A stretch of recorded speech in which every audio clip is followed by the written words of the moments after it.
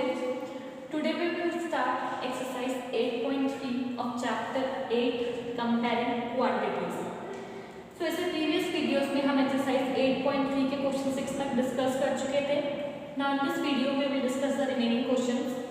Start करते हैं question number 7 से. Maria invested ₹8,000 in a business. She would be paid interest at 5% per annum compound annually. Find first the amount credited against her name at the end of second year and second the interest for the third year.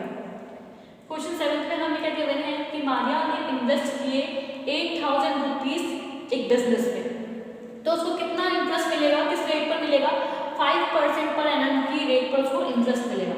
Now first हमें find करना है कि कितना amount credit होगा उसके नाम at the end of second year, and second में हमें फाइंड करना है interest for the third year. तो सबसे पहले हम फाइंड करेंगे कि कितना अमाउंट क्रेडिट होगा उसके नाम पर at the end of second year. तो हमें प्रिंसिपल कितना गिवन है 8,000, रेट गिवन है 5% पर एनम. हमें फाइंड करना है अमाउंट जो क्रेडिट होगा कितने पर at the end of second year, means time कितना हो गया हमारे पास 2 ईयर. अमाउंट फाइंड करते हैं तो p into 1 plus R divided 100 की पावर n. अमाउंट का ये फॉर्मूला होता है, ठीक है. नाउ प्रिंसिपल हमें गिवन है 8,000, 1 प्लस रेट गिवन है 5% और टाइम कितना गिवन है 2. टाइम की जगह हम लिख देंगे 2. नाउ सॉल्व करेंगे 8,000 इनटू, देखो 5 1 जा 5, 5 2 जा 10 और पीछे 0 कितना आ गया 20. तो 1 प्लस 1 डिवाइडेड 20 की पावर 2. नाउ एलसीएम लेंगे तो एलसीएम 20 आ जाएगा. तो 20 प्लस 1 कितना होता है 21. सो 8,000 इनटू 21 डिवाइडेड 20 की पावर 2. नाउ ये जो पावर इसको खोलेंगे ओपन कर देंगे तो 8,000 into 21 divided 20 into 21 divided 20. Solve करेंगे तो 0 से 0 कैंसिल, 0 से 0 कैंसिल, 2 से 80 गया 40 टाइम्स, देन अगेन 2 से 40 गया 20 टाइम्स. तो 20 को इंटू करेंगे 21 से, देन इंटू करेंगे 21 से, तो कितना आ गया ₹8,820. हमारे पास अमाउंट कितना आया 8,820. तो कितना अमाउंट क्रेडिट होगा at the end of second year Maria के 8,820 रुपीज. नाउ देखो सेकेंड में हमें फाइंड करना है इंटरेस्ट फॉर थर्ड ईयर. तो जो हमने अमाउंट निकाला है सेकेंड ईयर का, इस पर हम कैलकुलेट करेंगे एसआई, सिंपल इंटरेस्ट कैलकुलेट करेंगे for the next year that is third year के लिए. तो जब हम इस अमाउंट पर कैलकुलेट करेंगे एसआई, तो उस केस में ये अमाउंट हमारे लिए क्या होगा, प्रिंसिपल होगा. So in second part we have to calculate the interest for the third year. So the interest for the next year, that is third year, has to be calculated by taking 8,820 as principal. So the SI for the next year will be calculated as SI is equals to P into R into T divided 100. Principal क्या है हमारे पास 8,820, rate है 5% और time कितना है 1 year. क्योंकि 2 years के लिए हम ऑलरेडी कैलकुलेट कर चुके हैं, तो कितना बचा लिया, क्योंकि हमको इंटरेस्ट करना है थर्ड ईयर के लिए. तो उसको सॉल्व करेंगे, 0 से 0 कैंसिल, 5 से 10 गया 2 टाइम्स, देन 2 से 2 4 जा 8, 2 4 जा 8 एंड 2 1 जा 2. तो कितना आ गया ₹441. तो इंटरेस्ट क्या आ गया थर्ड ईयर का ₹441.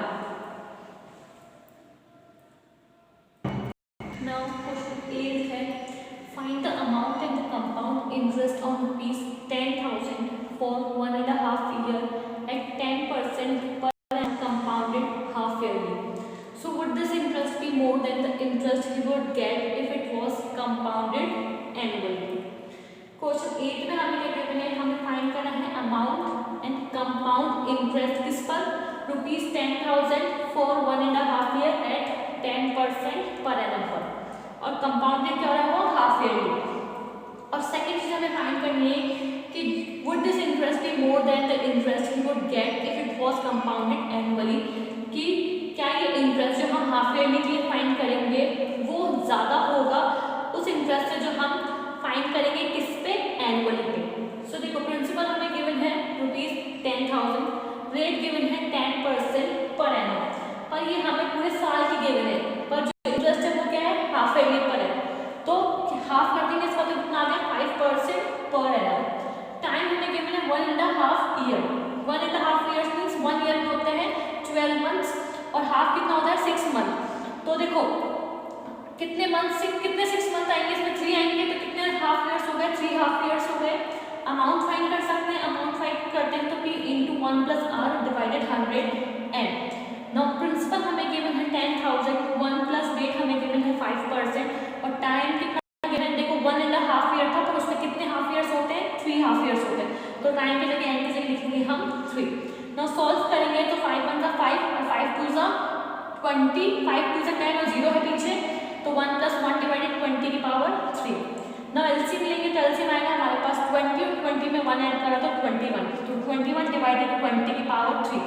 एक्सपेंशन करेंगे सो 10,000 into 21 divided 20 into 21 divided 20 into 21 divided 20। क्या करना है, सॉल्व करना है। 0 से 0 कैंसिल, 0 से अगेन 0 कैंसिल, फिर 0 से 0 कैंसिल, 2 से 10 गया 5 टाइम्स।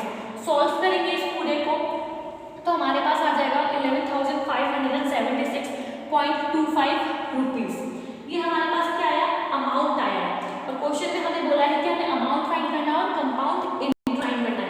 तो अमाउंट आ चुका है, क्या फाइंड करेंगे हम, कंपाउंड इंटरेस्ट फाइंड करेंगे। कैसे, अमाउंट में से प्रिंसिपल को माइनस कर देंगे तो हमारे पास क्या आ जाएगा, कंपाउंड इंटरेस्ट आ जाएगा। नाउ कंपाउंड इंटरेस्ट फाइंड करने के लिए अमाउंट में से प्रिंसिपल माइनस कर देंगे। अमाउंट हमारे पास आया 11,576.25, उसमें से हमने माइनस कर दिया प्रिंसिपल जो हमें गिवन है 10,000, तो हमारे पास कितना आ गया 1,576.25। ये हमारे पास क्या आ गया, कंपाउंड इंटरेस्ट आ चुका है। तो क्वेश्चन में हमसे पूछा है कि would this interest be more than the interest we would get if it was compounded annually. अगर हम इसको एनुअली निकालते, ठीक है, तो क्या जो इंटरेस्ट अभी हमने निकाला है वो जो हम कंपाउंड करते इंटरेस्ट को एनुअली वो ज्यादा होता क्या उससे। तो अब क्या करेंगे, हम इंटरेस्ट निकालेंगे एनुअली। सो क्या करेंगे, the amount for 1 year 6 month can be calculated by first calculating the amount for 1 year। देखो हमारे पास प्रिंसिपल क्या गिवन है, 10,000 गिवन है, रेट कितने गिवन है हमारे पास 10% गिवन है, एंड टाइम हमारे पास कितना गिवन है, अब टाइम एंड क्या गिवन है, नंबर ऑफ ईयर 1 year। जो आप इंटरेस्ट निकालेंगे वो किस पे निकालेंगे, पूरा 1 year पे निकालेंगे, ठीक है। सो 1 year के लिए निकालेंगे तो टाइम हमें कितना गिवन है, टाइम हमें गिवन है 1.5 year, 1.5 year।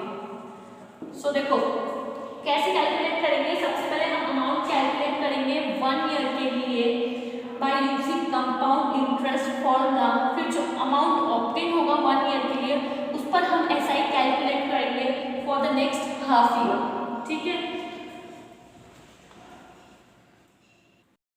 Now amount find करेंगे 1 year के लिए by using compound interest formula. Principal है 10,000, रेट है 10% और टाइम है कितना 1 year के लिए। हम अमाउंट फाइंड कर रहे हैं 1 year के लिए। सो 10,000 रेट हमने लिख दिया 10% और टाइम की एंड की जगह लिखा 1 year। सॉल्व करेंगे 0 से 0 कैंसिल, 1 डिवाइडेड 10, एलसीएम लिया 10 आया, 10 प्लस 1 कितना होता है 11, तो 10,000 इंटू 11 डिवाइडेड 10। इसको सॉल्व करेंगे हम तो देखो 0 से 0 कैंसिल हो गया, क्या बचेगा 1000 इंटू 11, इसको इंटू करके कितना आ गया 11,000। तो हमारे पास अमाउंट आ चुका है 1 year का 11,000। अब जो हमारे पास अमाउंट आया इस पर हम ऐसा ही कैलकुलेट करेंगे तो for the next half year, जो ऐसा ही हम इस पर कैलकुलेट करेंगे किसके लिए करेंगे, for the next half year. अभी हाफ ईयर बचा हुआ है तो उस केस में ये अमाउंट हमारे लिए क्या हो जाएगा, principal. So by taking 11,000 as principal the SI for the next half year, जो एसआई होगा नेक्स्ट हाफ ईयर का वो क्या होगा, एसआई का फॉर्मूला क्या होता है P into R into T divided 100। Principal हमें गिवन है 10, हमें गिवन है 10% और टाइम कितना है हाफ, क्योंकि जो हम एसआई कैलकुलेट कर रहे हैं वो हाफ ईयर के लिए कैलकुलेट कर रहे हैं। सबको सॉल्व करेंगे तो एसआई हमारे पास कितना रुपीज 550। तो ये तो हमारे पास इंटरेस्ट आ गया for the next half year. Now हमें इंटरेस्ट कैलकुलेट करना है फर्स्ट ईयर का। इंटरेस्ट किसके लिए कैलकुलेट करना है, फर्स्ट ईयर के लिए कैलकुलेट करना है। हमारे पास अमाउंट निकला है तो अमाउंट में से हम प्रिंसिपल को माइनस कर देंगे तो हमारे पास इंटरेस्ट आ जाएगा फर्स्ट ईयर का। तो देखो interest for first year, amount में से हमने प्रिंसिपल को माइनस कर दिया, 11,000 में से हमने 10,000 को माइनस कर दिया तो कितना आया 1,000 रुपीज। तो इंटरेस्ट कितना आया फर्स्ट ईयर का 1,000 रुपीज। नाउ टोटल इंटरेस्ट निकालें, टोटल इंटरेस्ट कैसे निकलेगा, 1 ईयर का इंटरेस्ट प्लस हाफ ईयर का इंटरेस्ट, तो टोटल इंटरेस्ट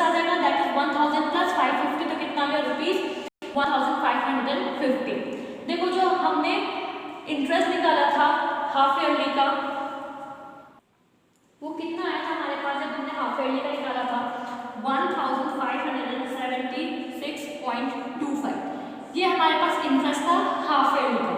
अभी हमने एनुअली निकाला तो एनुअली हमारा टोटल इंटरेस्ट कितना आ रहा है 1550। सो कौन ग्रेटर है, हाफ ईयरली का इंटरेस्ट ग्रेटर है, so therefore the interest would be more when compounded half yearly than the interest when compounded annually. Now question 9 है, find the amount which Ram will get on rupees 4096.